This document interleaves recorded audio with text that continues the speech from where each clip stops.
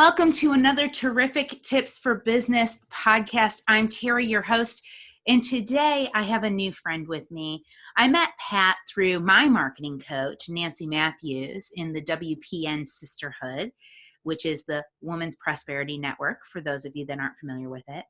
And I want to share a little bit about Pat Iyer with you because she has been absolutely amazing. I mean, she just does some of the most incredible things, and she's really been able to produce some massive results for people. So I'm looking forward to sharing her story with you.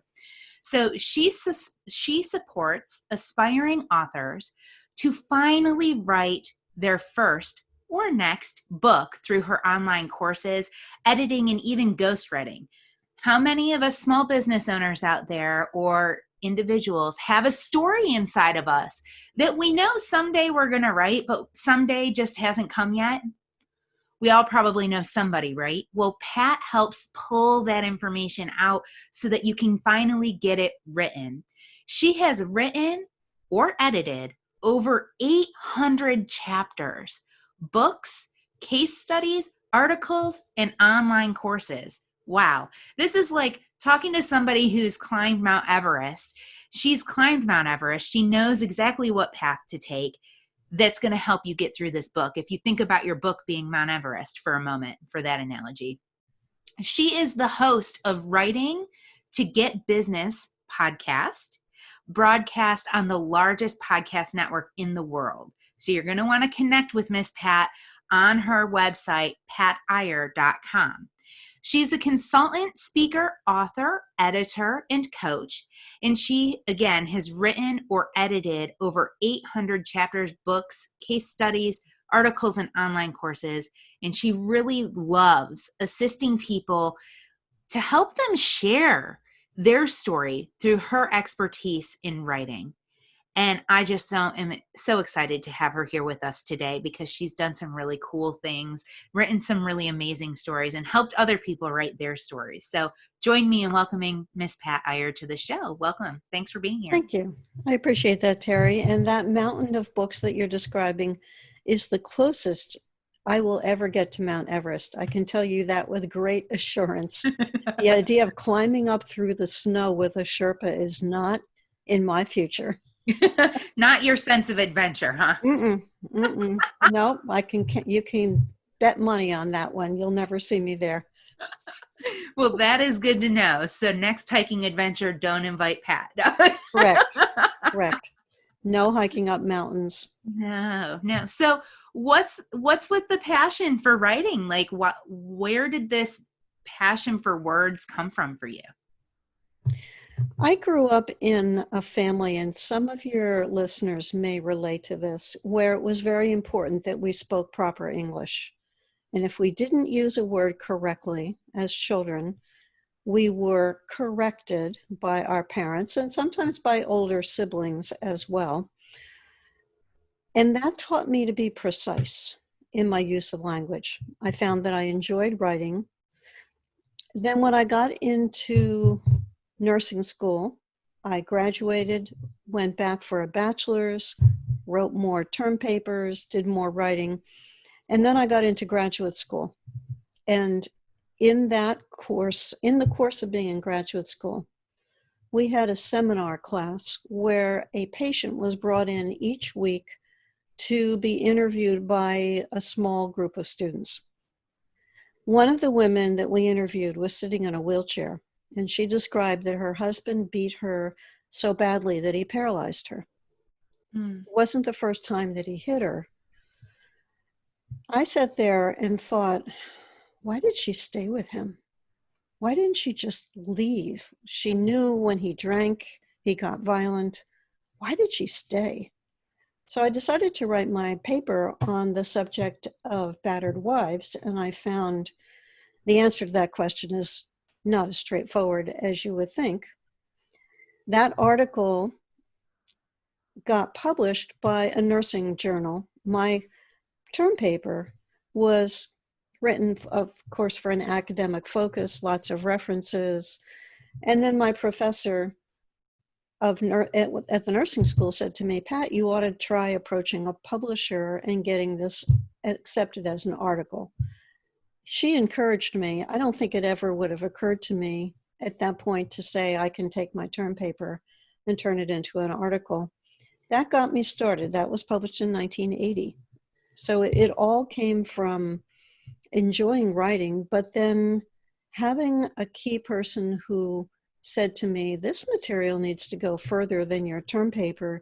You ought to share this with the nursing community, who needs to know how to identify people who are battered, understand the syndrome, what to say, how to interview them away from the perpetrator so they can get the truth, rather than I fell down the stairs or I walked into a door or whatever the implausible excuse is for the injuries. Mm. That was a It long sounds answer to your like, question. no, it was good, because it sounds like it wasn't just the mentor, the teacher, the professor that you had that was encouraging you. It was the story of this woman who really moved you to want to make a difference. Yes, it was compelling to see her. What I didn't know, Terry, is that at the time, my mother's second husband was starting to get violent, and she was afraid to say anything to her children about the fact that he was violent. He took a hard object and he dented the bedroom door. And I saw that one time when we went over to visit her, and I said, Mom, what happened to the door? She was always a meticulous woman, always well-dressed, clean. Everything had to be in order in her environment. And here's this hole in the door. She said, oh, my husband got angry and threw it. And then after my article was published, he hit her and she went to the emergency department and had pictures taken. And then she went back home and she said, all right, here are the terms by which we are separating. This, and this is going to happen, and you're going to be out of my life. And I thought, all the time I was studying this and learning about this, I had no idea that this was a problem in my own family. Yeah. And that's typical of, particularly of women who are living with violent people. He hit her one time, according to her, and I don't have any reason to believe that that wasn't true. But it's the secret that is shameful. And I will bet, Terry, there's somebody listening right now who's in a violent relationship and doesn't know how to get out of it. It's so all strata, all levels of people are caught up in this. Mostly women, occasionally men, but it's typically women who are the victims of this and feel helpless. Yeah. And I think part of that helplessness comes from a deep fear, because aside the physical abuse, there's usually some kind of mental coercion or mental abuse that's going alongside of that. So it's making them feel like they really don't have any other option. There's nobody left for them. So they feel very isolated, and that makes it even harder to walk away from something that might be physically killing them. Yes, you're absolutely right. And sometimes that's a systematic method on the part of the husband or the boyfriend, the battering away at the self-esteem, isolating the woman from friends, saying you can't work, keeping control of the car keys, and now probably snooping on email and social media to see what she's saying about me. And all those methods of control can isolate the woman and keep her feeling like she has no alternative. But there are certainly ways out, safe homes and ways to get away and establish a new life. They're challenging stuff. So with this situation that happened with your mom, what kind of effect did that have on you and your mindset and your path forward for yourself and for your own family? Well, this happened to me, where I learned about this when I was an adult. I was already married. My husband has never hit me. There's no violence in our relationship. It made me appreciate how strong she was, in particular, in contrast to the people who I researched and studied as I was learning enough to write this article. She was able, because she had a very strong self-image and self-esteem, to say, all right, these are my terms, and then you're going to be out. But I think she might have been the exception, or the small percentage of people who can take charge of the situation the first time. I learned in reading about this that this is often a cycle, the cycle of violence. The husband, if the husband, it's a man who's battering a wife. Oh, it'll never happen again, Terry. I promise you. It's just because I was drinking. It's just because I had a bad day at the office. It will never go again. I'll never do this again. And then it happens again and again and again. And the woman has hope each time because the man is so remorseful and so sorry about what I've done. And oh, I'm so ashamed. But then that anger management problem, fueled by alcohol, typically starts the cycle again. And then the children who are in the environment, and often there are, they learn that, oh, that's what happens in families, is dad hits mom. They feel helpless. They learn that anger is a solution to frustration. They hit their own children. The cycle goes on through generations. It perpetuates. Yeah. Yeah. So even though you were an adult, did that kind of affect who you're serving in the work that you do with helping authors and people who want to write their story or get their story out there? Did it affect kind of who you were looking to help? Not directly.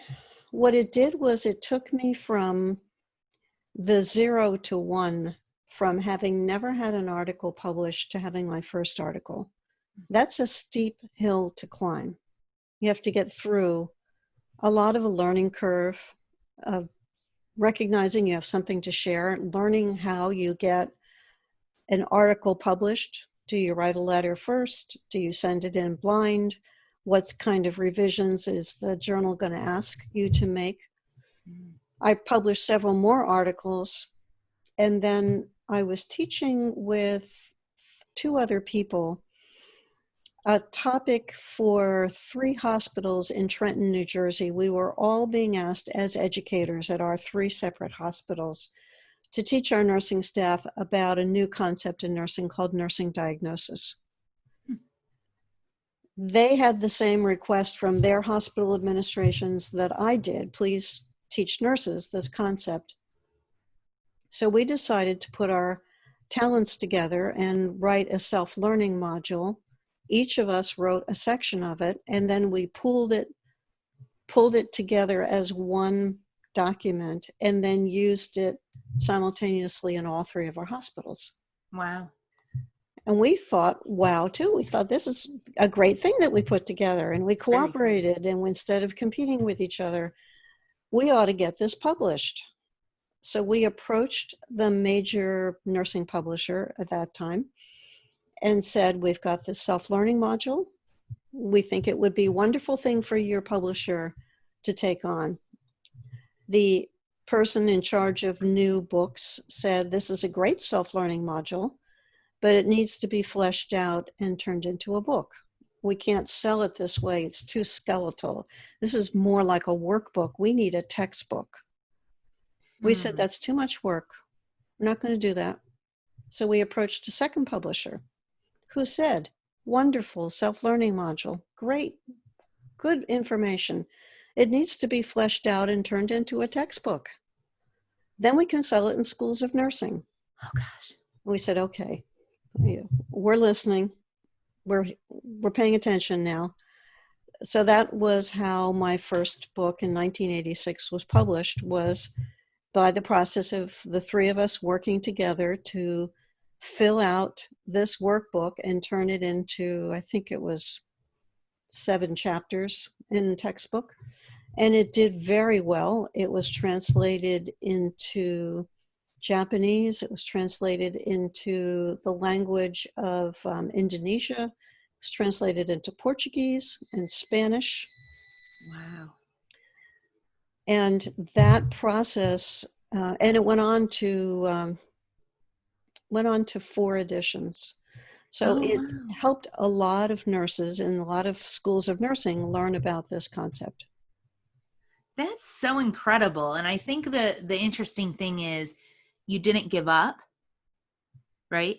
So you were told that it needed to be this way by this one, and it wasn't the way that you guys had envisioned this workbook coming to life. You didn't envision this course coming to life in this way, so you went to a different one. And when they told you the same thing, you were like, well, it might not be how we envisioned it, but if that's what it's going to take to get this into the hands of the people who are dealing with these individuals, these women who are coming into their facilities, then that's the way that we need to do it.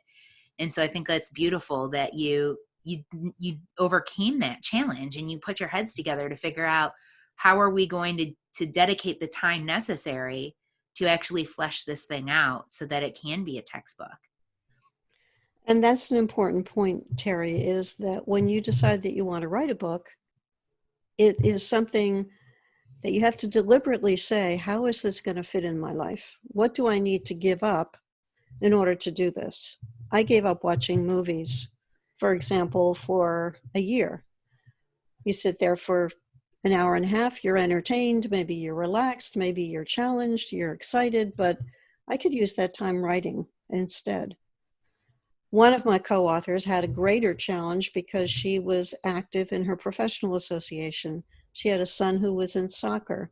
She was working full-time, and she was a wife, and she wanted to keep doing everything, and then on top of that, take on the book. And she had more trouble producing her work than I did because she didn't have blocks of time that she saw. She couldn't readjust her priorities. She wanted to do everything and write. Some people are very prolific and productive in the early morning hours. Some people write best at night. Some people love to dictate what they want to include in a book as opposed to type it out. There are a variety of ways of creating the content, but it does require discipline and being dedicated to seeing the project completed. You would be horrified, Terry, by the number of people who have books on their hard drives who think, oh, it's not quite done, or even worse, it's not perfect. I can't let it go because it's not perfect. And there are so many people who are in that situation that it's tragic from the standpoint of they've got information to share. Other people need to hear it or read it, but it's sitting there collecting electronic dust. But that's what second and third and fourth editions are for, is those refining, the updating, the making it more what you envision it could possibly be, but maybe you need more research or you're looking for that one phrase or terminology to use that you just can't quite put your finger on it, but it'll come to you. And when it comes to you, you just rewrite it, make a new addition to it, right? You do? Yes. The publishers tend to bring out second editions when a book is really popular, and there's been a lot of changes. I think one of my books, in addition to the nursing process and nursing diagnosis book, one of my books got up to 4 editions, and about every 3 years or so, the publisher would say, you know, Pat, we need to think about a new edition. This is selling well. There's been some changes, need to get working on that. That is one of the things that is different when you work with a traditional publisher, is that there's a much longer period of time from the time that you start the writing process, then turn it over for the copy editing, and then the copy editing, and then the layout. I mean, it could take 6 months from the time an author turns in a manuscript to a traditional publisher before that book sees the light of day. But if you decided today, Terry, that you wanted to create a book you wanted to lay out a book and upload it, you could be done with that process probably in assuming the book is written, you could be done with it probably in 24 hours, and your book would be available for sale on Amazon. Now, if the book isn't written, if I'm somebody who's just got this dream or this idea or this story that's like inside, how long does it take typically, if I were to dedicate the time on a daily basis, let's say, to writing? How long would that take to write the book? Or does it depend on what the book is about? Well, it depends on a lot of factors. How long do you want the book to be? For example, how many chapters do you want in the book? Are you repurposing material? Perhaps you have blog posts that you can gather together to get yourself started. Do you have teaching materials? Do you have podcast transcripts? Do you have other written material that you've created that you can assemble? There's a big difference between assembling and knitting information together and filling in holes than from writing from scratch. Yeah. And then how much time per day do you have to dedicate to that purpose of writing the book? We used to put together books that were long. I mean, the books that my traditional publisher did, Lawyers and Judges Publishing Company, were for legal nurse consultants and attorneys. We had hardcover books that you would have to use both hands to hold to pick up. The publisher didn't limit us in terms of the size of the book or the number of chapters.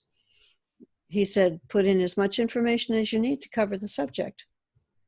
We took them literally. So we ended up with massive books. But today's reader, at the time that I'm recording this in 2020, is not interested in sitting down and reading a 900-page book. These were textbooks, and people would dip into them. I wrote books on the nursing process and nursing malpractice and medical records and pain and suffering. These are all subjects of interest to attorneys, and therefore it was a small market and a lot of dense material. But that's not typical of most people when they talk about writing a book, and I would assume it's true for your listeners. As entrepreneurs, we want to write books that are going to further our business goals and be used strategically to build up our authority, our credibility, and then create more opportunities for us because we have been authors. That's the context with which I think most of your listeners would be entertaining the idea of writing a book or writing another book if they've already written one. Yeah, for sure. I think one of the questions that I've heard other small business owners ask is, what's the drive or the value of having a published physical book over just doing an ebook, for example, and letting it be a digital PDF file that they can just download and share? Well, when we're able to see people in person, Terry, it's wonderful to be able to hand a book to a person as opposed to saying, here's a link to my ebook. It doesn't have quite the same cachet. True. The book becomes a very impressive business card, and one that is not going to get thrown out the way that you throw out business cards, at least the way I throw out business cards, I should say. I'll put them in a database if I'm lucky, and otherwise they sit in a box or a drawer or a bag, and they wait for me to pay attention to them. But when people hand me a book, I read it. First of all, I'm immensely flattered. I treasure books. I love having a physical book in my hand. And then I think about that person differently than if that person's represented by a little business card that is somewhere hidden out of my sight. So not only are you now taking up a space, because there are a lot of people who value books, right? That's why we have them, because there are a lot of people who value them. But I remember a couple of years ago in the US, there was this whole thing about Save the Libraries. It was big in Rochester, New York. I don't know if it was everywhere else in the country, but I know in Rochester they were really fighting to save the libraries because there was this big thing about books were going away. Do you ever think that's going to happen? I mean, it seems kind of outlandish, but I guess because of Audible, there's a possibility of that. I have a relative who's a librarian, and we've talked about this question because she brought in more computers into the library. They still have physical books, but they also have a lot more investment in technology. Librarians have become more researchers than they ever were before. I believe there are always people, and will be people, who want to hold a book in their hands. There are also people who love the convenience of having everything they want to read on a tablet and to be able to hit a button and delete it when it's time for that book to be over. I discovered when we bought a house in Florida about 8 years ago how hard it was to find a store that sold bookcases. I think we contacted 6 stores before we found one who would tell us that they had bookcases in stock. And I have to tell you, the bookcases are not really high quality. Every year or so, there's a piece of wood stripping that covers the bare edge of the shelf, and it starts to slide out of place. And then we contact our next door neighbor who loves to work with work and loves to feel important and helpful to be able to return favors to us. So he comes over and very carefully glues those strips down. I don't know if I could find a bookcase today if I wanted to buy them. I can tell you it's very hard because I've been looking for a bookcase.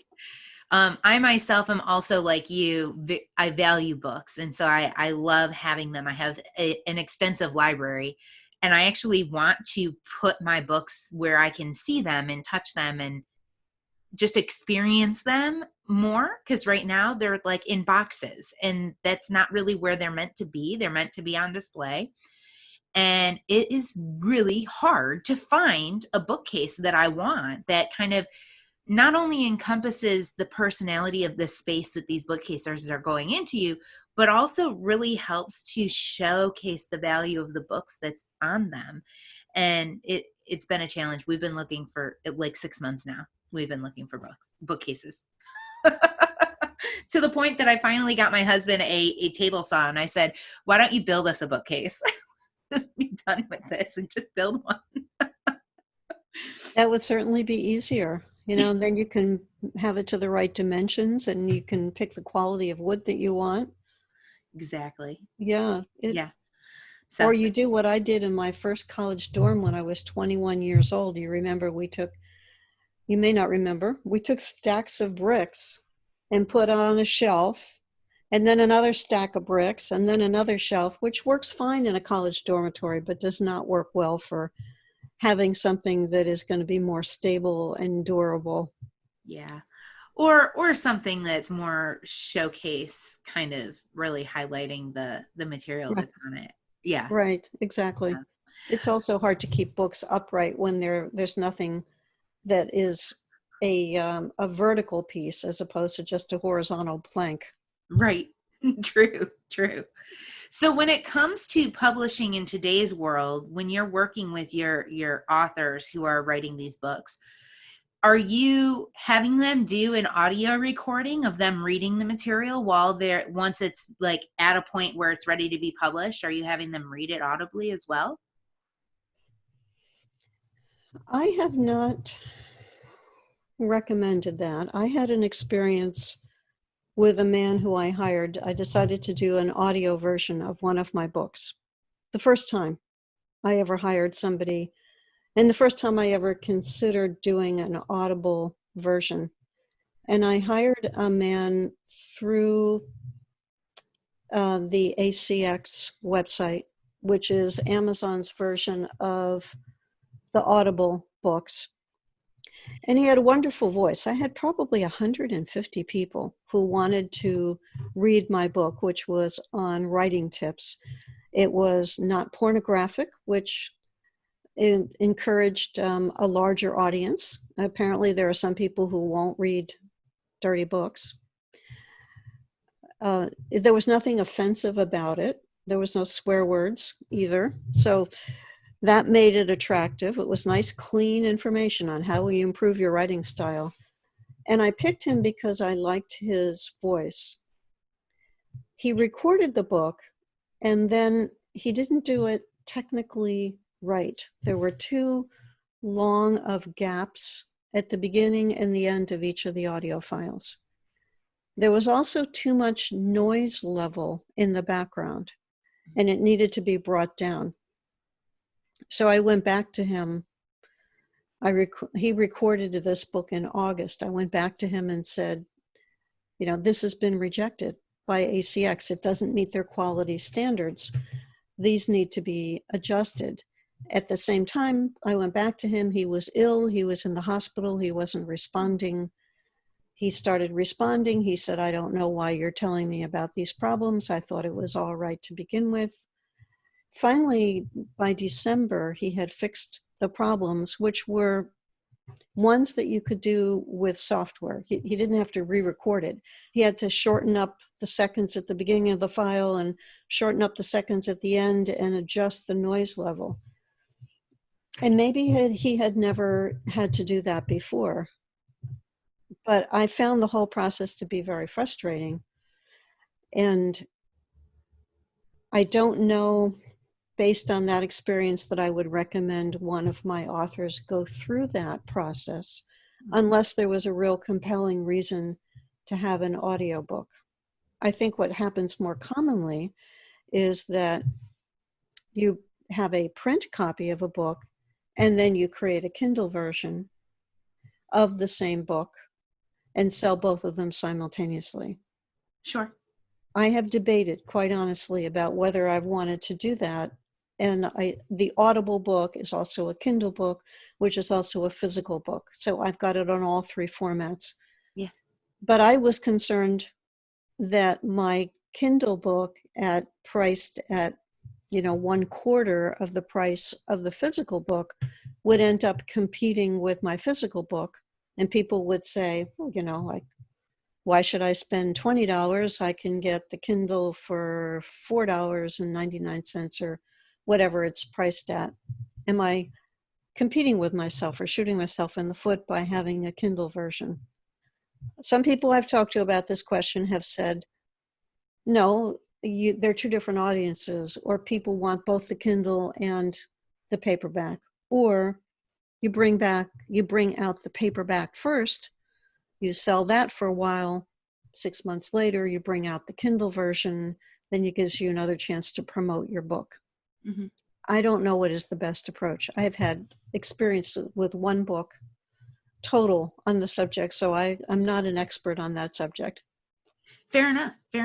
I think that's an interesting point, though, and I can imagine that would be something that somebody who's publishing a book would be concerned about. But I agree with whoever gave you the feedback of you're reaching two different audiences. I personally am not a Kindle book reader. I've recently started listening to the Audible books, but it took a long time for me.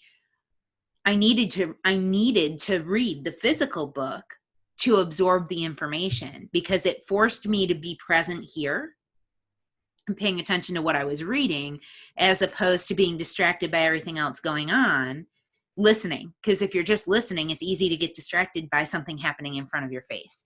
So for the longest time, I needed the physical book in order to pay attention. I have since grown and learned meditation and learned how to quiet my mind and learned how to focus a little bit more. So now I feel like I can deal with an audible version of the book, but I find myself buying both.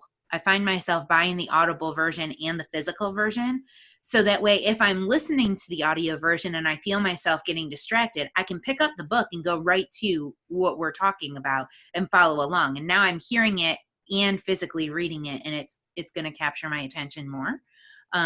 Just finding different tricks for how to store it. Whereas doing it in the Kindle version, I'm not a Kindle person, so I'm never going to get a Kindle book. I would rather have the physical. But I know a lot of people, like my mom, she'll do everything on Kindle. And she doesn't have the space for the physical books. And as much as she enjoys reading, it's easier to store it on Kindle and keep reading from the Kindle version. And so she gets to Mhm. have a huge library of books that she otherwise doesn't have the room for. And so I could see the argument being on both sides of that coin. And there's Um, another modification of this too. I read fiction on Kindle, and when I was traveling a lot, before our lives changed, I was on a plane at least once a month. I would love being able to pick up my Kindle and not have the weight of books to add to my suitcase. But if it's a nonfiction book, I want to be able to pick that up off the shelf and refer back to something that I learned in that book. I don't want to have to find that either on an audio version or on a Kindle version. Like, that information's not retrievable when it's in a Kindle format or in an audio file, unless you say you've got a really good table of contents. I guess actually it's probably easier in an audio file, because you could say, oh, chapter 10 is where the business mentor talked about how you create an opt-in funnel. Okay, let me go and listen to that again. But you can't do that as easily in a Kindle book. Well, and I know that in certain formats of the books, you can like make notes, you can notate on it. Um, but my biggest question was always, if you notate on it, how do you know where to find your notes again then at the end? Whereas in a physical book, I can put a tab on that Yes. page and it's highlighted and it's got my notes in the margin. And now I just have to pull it off the shelf, go to that tab and look at the notes. And there they are. It's really easy to find. So that would be my question of the Kindle version. But people who listen to Kindle, those of you in the audience who are listening to Kindle versions, drop in the comments for us how you find your notes on what you're reading, because I think that would be a useful thing for us to understand. Yeah, that's a great idea. I would love to hear what you get in the way of reactions to that question. Yeah, it'll be interesting to find out for sure. So what's been one of your biggest challenges, Pat, with doing this business model and helping other business owners and individuals tell their story? What's been one of your biggest challenges with all of that? I think it's been helping people through the process, demystifying it. Common questions people have are, should I go to a traditional publisher? Should I self-publish? Should I go to a hybrid publisher? How long is it going to take? How much is it going to cost? The mechanics of it are confusing, particularly for first-time authors. I've been, after that first book in 1986, have been turning out books ever since. It's a total of 49 books as we speak, both traditional as well as independent publishing. And there's value to both approaches of whether you independently publish or you seek a traditional publisher. But if it's a new process to you, the whole thing is confusing in the beginning. But once you go through it, it's like a new skill. It's like the first time you created a website, Terry, and you say, all right, yeah, that's what this does. And yes, if I want this effect, I do this code. And you learn through the process of experiencing it. I think for authors, a big challenge is, what do I write? What happens if I write my book and nobody's interested, nobody wants to buy it? That's a common fear that people have. And we've already talked about the fears that keep people from finishing the book because they want to keep perfecting it. That's another big issue. Mm-hmm. But the rewards are so large from being a published author that I encourage everybody who's listening to say, if this is something that you think would be useful for your business, you should pursue it, because it gives you great credibility and visibility in your field. Absolutely. I think that's why there's been such a big drive for so many people more recently to become published and to have a book. Because it really does lend to that credibility. And if you think about it, once you get the book published, how many more places is your brand that you maybe otherwise aren't there? Like, how often do you go and hang out at a Barnes and Noble in the middle of the day to just talk to whoever might be in the business section? most business owners aren't really doing that. So, Mhm. but if you have a published book and you get a deal with Barnes and Noble that your published book can be in their aisle, well, now you're hanging out in the business section of Barnes and Noble all day long for people who come by. So it's a really great credibility booster and an opportunity to be in front of an audience that you maybe otherwise aren't in front of, Mhm. for sure. Mhm. Are there habits or tools that people who are thinking about writing a book maybe should try to use or start getting in the habit of doing that can help them overcome some of those challenges you were just talking about? I think it's important to have an organized system for capturing your ideas so that you don't get scattered. Jotting down ideas on pieces of paper that could be located anywhere in your house is not something that promotes an organized life. I speak from experience. Using a phone, for example, to take notes so that you've got them in one place, or putting them on a computer file so they're in one place is important. It's incredibly easy to get disorganized and lose things. Or if you have a lot of input, like you and I are in the same coaching program, I'm in other coaching programs. I've got books for each one of those coaching programs where I keep notes because, like you, I like to listen and write, and it makes it more meaningful to me. I remember it better, and then I can refer back to my notes. So being organized is important. Capturing those inspirations that you get. Maybe you're driving down the road and you say, I think I really need a chapter on that topic. I don't encourage you to write notes while you're driving. That's a particular skill. I did learn it when I used to listen to audio tapes. I would put a little notepad on my thigh and then I would write without looking at what I was saying. But it's not the safest practice in the world to do. That takes some incredible skill to be able to do that. Yes, yes. Like, I don't even know that I can write on a piece of paper on a desk that's not moving without looking at it. Like, Well, if you envision this being the pad, you're driving and then you're writing notes. If you have a little pad, sometimes you end up running out of paper, or you write words on top of other words, and then you can't figure out what was it that you wrote.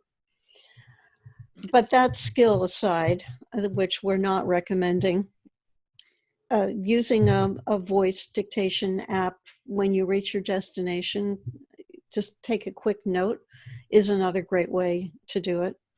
So I think it's being organized. It's being open to other people giving you feedback.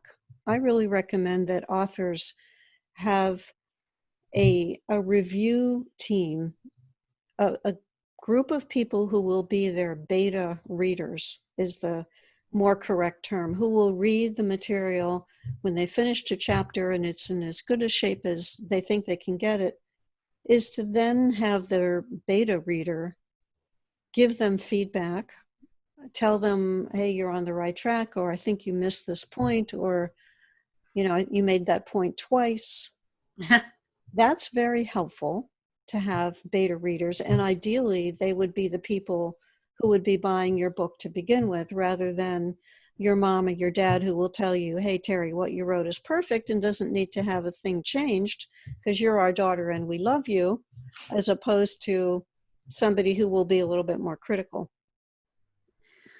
that's some great advice. We do need to have the critical eye. We can be too hard on ourselves sometimes, and that gets in our way of progress. So trying to make the book perfect is not realistic. Nobody's perfect. We can't make it perfect, but we can make it grammatically sound. We can make it punctuation wise, make it make sense. We can make sure that we're using all of the right terms in the book, but we're never going to make the book perfect. But being able to get that feedback from somebody who's not going to just say, this is amazing, you're amazing, I love everything that you do. But really somebody who can be critical for you is going to really help you move the needle the most, because now you can find those areas that you can refine and make better and it's a little clearer on how you can make those things better.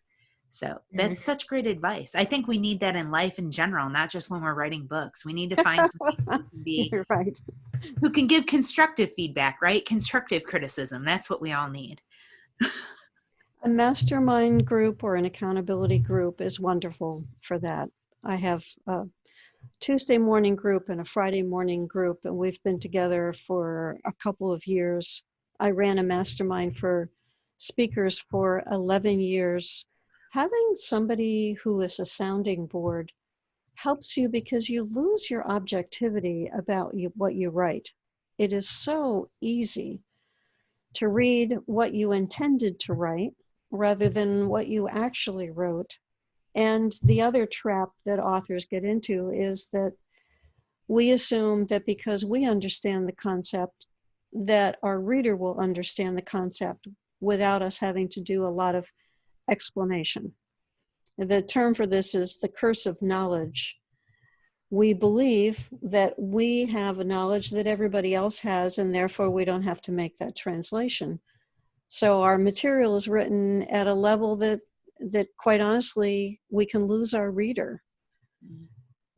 There's nothing, I think, more frustrating than trying to understand what that author is saying. But if you have to open up a dictionary and check every other word in the sentence, it's written at too high of a level. And that's something that I think translates well into business too. I think as business owners, we do this a lot, right? First of all, we don't know what information is common knowledge that we should be sharing, that we should be sharing for free, that we should be putting out on our website or into our social media space. And then of the knowledge base that we do have, it's really easy to use language that we're used to hearing in our own respective industries when we're talking to people who aren't in our industry, and we expect them to just know what this term means. Most of the time they don't, because they're not in that industry. So needing to take that step back and saying, okay, this might be information that people can find fairly easily, but they might not understand what this information is getting to. So let me put that building block in place. And this goes for social media, for the website, for your print materials, same as for a book as well. So I think that's a common problem across business owners in general. Mm-hmm. Yeah. Mm-hmm. Yeah. Pat, Right. this has been amazing. I've so enjoyed our time together today. I know our audience got a lot of great insight and value from you about what this process looks like, and maybe how they find their voice and what they would want to even talk about to begin with. Finding somebody who instills that passion or tells them a story that really lights them on fire for wanting to take some positive action forward for that individual. And so thank you. Thank you for sharing those stories with us today. I really appreciate it. You're welcome. I enjoyed it. What's going to be the best way for our audience to get in touch with you so that they can get some help writing their book? I have a website at patiyer.com. That's PATIYER.com. There's a contact form on the website. There's a couple of free reports. My podcast is called Writing to Get Business. That's also on that site. So I would encourage them to explore the resources, and then if they'd like to have a chat with me, the contact form will enable us to get connected, and we could set up a time to do some brainstorming to help you move forward. Excellent. Excellent. Thank you so much for being here. I'm looking forward to our next conversation. And for those of you that are listening, get in touch with Pat. Even if you're just thinking that you might have an idea and you're not sure what to do with it, I'm sure that she can help you lay some groundwork that's going to help you pull that idea out and start to help you flesh out what that book could even look like. Because I know that we all have a story to share. It's just a matter of, do we have the right person to help us share it? And I think Pat's the person you need. So thanks for taking a listen today, and I look forward to talking with everybody again soon.